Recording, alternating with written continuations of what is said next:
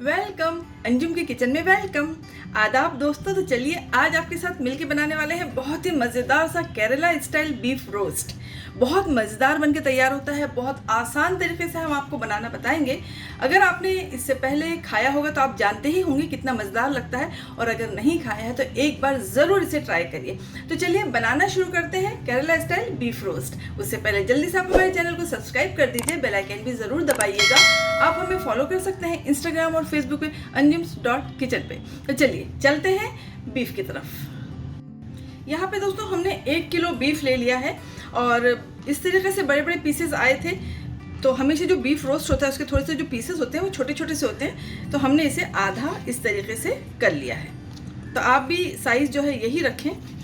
बहुत मज़ेदार बनता है ये बीफ रोस्ट। जब भी हम बेंगलोर जाते हैं तो हम बेंगलोर के खाने तो कम ही खाते हैं, लेकिन हम आंध्रा के खाने और केरला के खाने बहुत खाते हैं। दोनों खाने बेइंतहा मज़ेदार होते हैं, चटपटे होते हैं, मज़ेदार होते हैं बहुत ही ज़्यादा। तो ये जो आपको बता रहे हैं हम केरला स्टाइल बीफ रोस्ट, ये भी बहुत मज़ेदार और बहुत आसान तरीके से इसे हम बनाएंगे। तो चलिए चलते हैं और ले लेते हैं अपने कुकर को। तो यहाँ पे हमने अपने कुकर को ले लिया है और इसमें डाल देंगे ये बीफ, जिसे हमने छोटे छोटे पीसेज में करके रखा हुआ है। खूब अच्छे से हमने इसे वॉश कर लिया था, अच्छे से 2-3 पानी से वॉश कर लीजिए। कुछ ज़्यादा मसाले इसमें नहीं जाएंगे। तो सबसे पहले इसमें हम डाल रहे हैं हस्बे ज़ायक़ा नमक। जो गोश्त होता है वो भी उसमें थोड़ा सा खुद का ही नमक होता है, थोड़ा सा नमकीन होता है, इसे नमक को थोड़ा आप टेस्ट करके ही डालें। हम यहाँ पे अभी डाल रहे हैं 1.5 टीस्पून। आप अपने हिसाब से जितनी आपकी क्वांटिटी है उस हिसाब से डालिएगा। इसमें हम डाल रहे हैं चटपटा बनाने के लिए 2 टीस्पून रेड चिली पाउडर, और इसमें जाएगा 1/2 टीस्पून हल्दी पाउडर। ये सारी चीज़ें चली गई। अब इसमें जाएगा धनिया, जो कि हम डाल रहे हैं 2 टीस्पून। गोश्त जो होता है वो अपना खुद का पानी छोड़ता है, अपना जूस जो है रिलीज़ करता है, और हमें बहुत ज़्यादा पानी नहीं करना। वैसे बीफ है तो बीफ थोड़ा गलने में वक्त लेता है।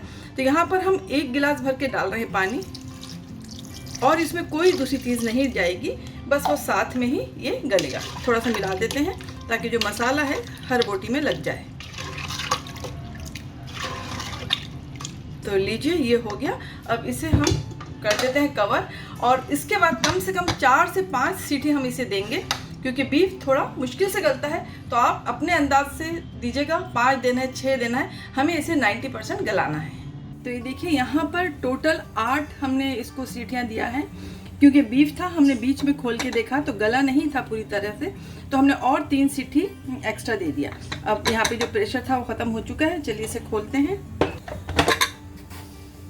तो देखिए माशाल्लाह से खूब अच्छे से यहाँ हो चुका है, और पानी भी बिल्कुल सही है जितना हमें चाहिए था। इतनी गज़ब की खुशबू आ रही है इस वक्त, हम आपको क्या बताएं। तो इसे चेक करके देख लेते हैं। जी हाँ, देखिए ये बहुत अच्छे से गल गया है, और नमक वमक सब बहुत ही बेहतरीन है। तो चलिए अब चलते हैं नेक्स्ट स्टेप की तरफ, और ले लेते हैं अपनी प्यारी सी वॉक।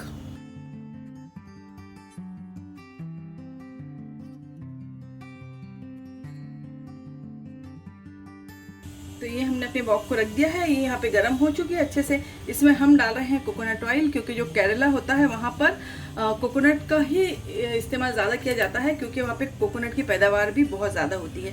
और दूसरी बात यह है कि जो कोकोनट ऑयल है वो बहुत ही ज़्यादा हेल्दी भी होता है। और सबसे बड़ी बात यह है कि जो खाने जिस जगह के हैं तो हमें उसी तरीके से उन्हें पकाना चाहिए। जो उनका ऑथेंटिक जो सिस्टम है उसी तरीके से हमें उसे पकाना चाहिए। तो हम यहाँ पर जो नारियल का तेल है वो हमने डाल दिया है, कम से कम 4 टेबल स्पून के करीब। यहाँ पर हमने ले लिया है छोटी वाली प्याज, ये कट कर लिया है हमने, और आपको दिखाने के लिए रख लिया है। ये जो छोटी छोटी सी प्याज आती हैं ये इसमें इस्तेमाल होती है, और साउथ में भी जो रसम सांभर बनता है उसमें इस तरीके की छोटी प्याज को ही इस्तेमाल किया जाता है। तो वो हमने यहाँ पे ले लिया है 2-3 छोटी वाली प्याज, थोड़े से करी पत्ते ले लिया है, और यहाँ पे ले लिया है हमने 1 टीस्पून सौंफ। केरला स्टाइल है तो बिल्कुल उसी तरीके से, बिल्कुल ऑथेंटिक तरीके से हम अभी ये बनाएंगे। तो सबसे पहले इसमें डाल देंगे हम 1 टीस्पून जो हमने सौंफ लेके रखा है, और सौंफ जैसी थोड़ा सा चटकने लगेगी तो इसमें हम डाल देंगे प्याज। तो यहाँ पे इसकी खुशबू आ रही है हमें सौंफ की। अब हम इसमें डाल देते हैं प्याज। ये जो थोड़ी सी प्याज डाला है इसे हमें थोड़ा सा लाल करना है। ये जो अलग अलग तरीके होते हैं यही जो है टेस्ट को उभारते हैं, इसीलिए हम लोग अक्सर कहते हैं कि ये खाना आंध्रा का है, ये खाना केरला का है।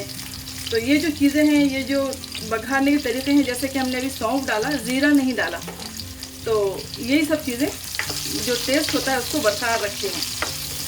तो यहाँ पे हमें ज़्यादा नहीं पकाना है, बस 1-2 हाथ चलाएंगे ताकि प्यारी सी खुशबू आने लग जाए।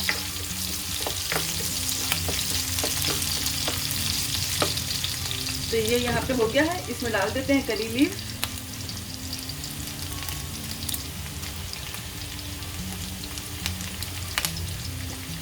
करी लीफ चलेगी इसमें, और 1-2 हाथ चलाते हैं इसे।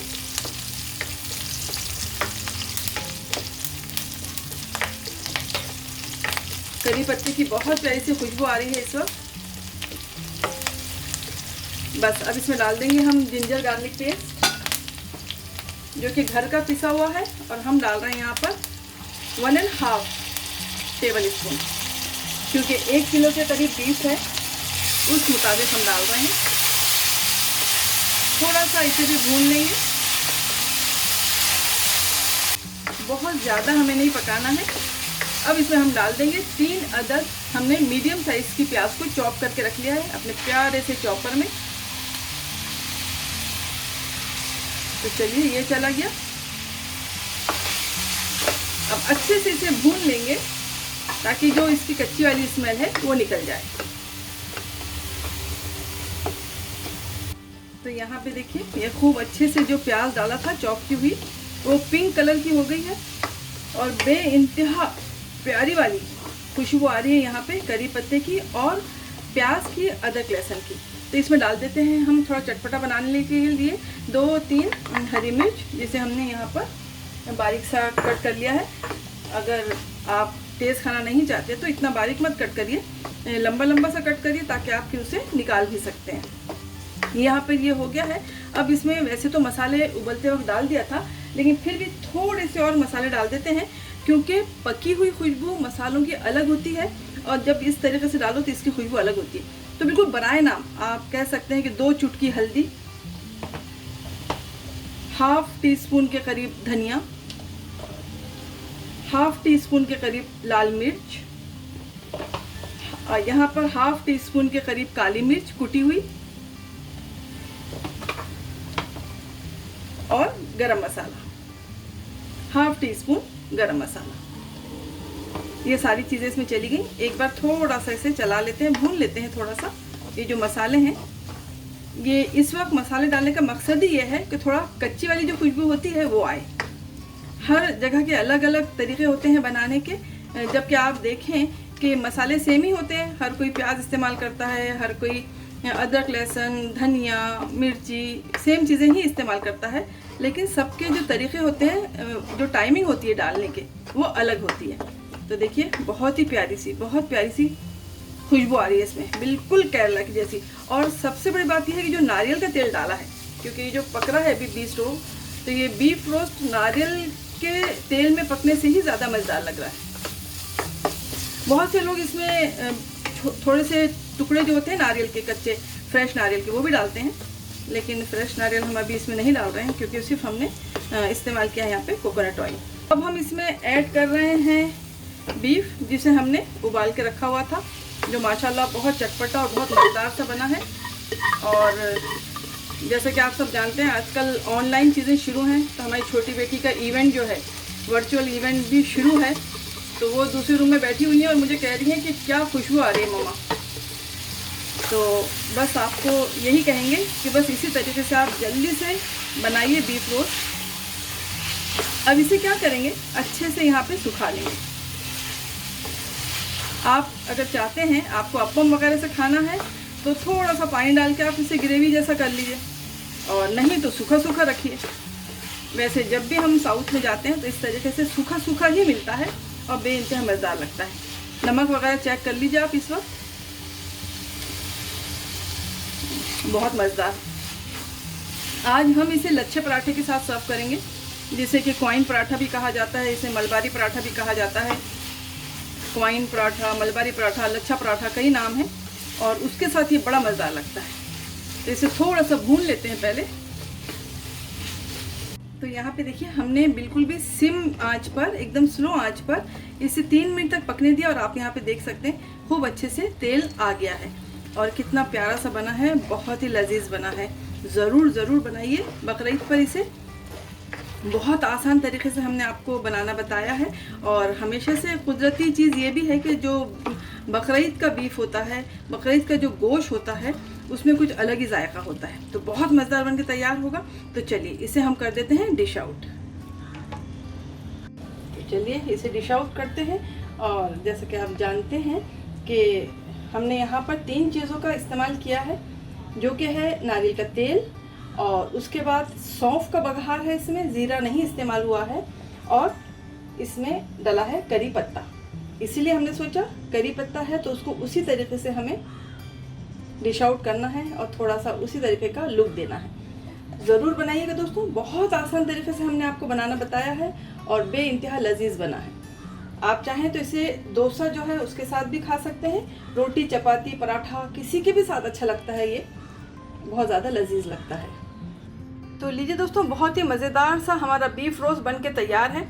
आप ज़रूर बनाइएगा इसे। और थोड़ा सा चलिए हलो टेस्टिंग हलो भी कर लेते हैं इसी के साथ। तो यहाँ पर हमने कॉइन पराठा ले लिया है, बिल्कुल देखिए कुर्रा कुर्रा सा आवाज़ सुन सकते हैं आप। इसी तरीके से आप कॉइन पराठे के साथ खाइए, लच्छे पराठे के साथ खाइए।